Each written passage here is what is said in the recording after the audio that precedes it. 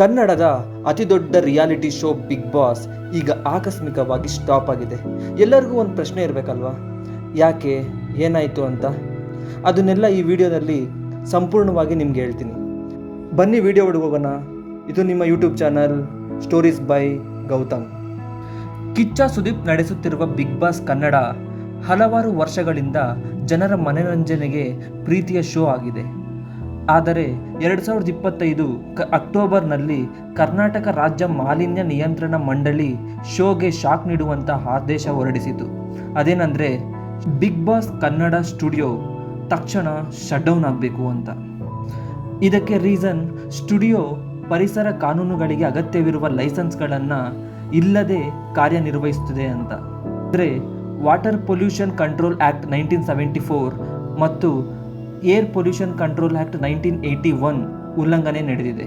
ಇದರ ಪರಿಣಾಮವಾಗಿ studio complete ಬಂದ್ ಮಾಡಬೇಕಾಯಿತು. ಏನೇನು ಉಲ್ಲಂಘನೆ ಮಾಡಿದೆ ಅನ್ನೋ ವಿವರ ನೋಡ್ಕೊಂಬರೋಣ ಬನ್ನಿ.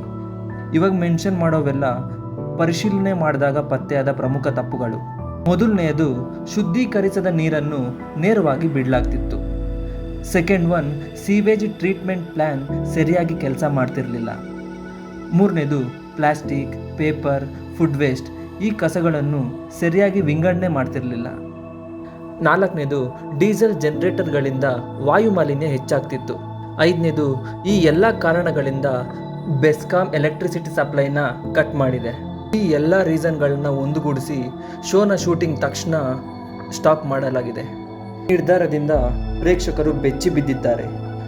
ಪರಿಸರ ಹೋರಾಟಗಾರರು ಸ್ಟುಡಿಯೋ ಮುಂದೆ ಪ್ರತಿಭಟನೆ ಮಾಡ್ತಿದ್ದಾರೆ. ಈ ಸುದ್ದಿ ಕೇಳಿ ಕಿಚ್ಚ ಸುದೀಪ್ ಸಹ ಶಾಕ್ ಆಗಿದ್ದಾರೆ. ಒಟ್ಟಾರೆ ಶೋ ಭವಿಷ್ಯ ಈಗ ಅನುಮಾನದಲ್ಲಿದೆ.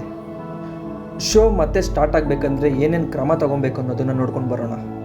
ಮೊದಲನೆಯದು, ಎಲ್ಲ ಪರಿಸರ ಅನುಮತಿಯನ್ನು ಪಡೆಯಬೇಕು. ಎರಡನೇದು, STP ಸರಿಯಾಗಿ ಕಾರ್ಯನಿರ್ವಹಿಸಬೇಕು. ಮೂರನೇದು, ಕಸದ ವಿಂಗಡಣೆ ವ್ಯವಸ್ಥೆ ನಡೆಯಬೇಕು. ನಾಲ್ಕನೇದು, ಡೀಸೆಲ್ ಜನರೇಟರ್ ನಿಯಂತ್ರಣಕ್ಕೆ ಕ್ರಮ ತೆಗೆದುಕೊಳ್ಳಬೇಕು.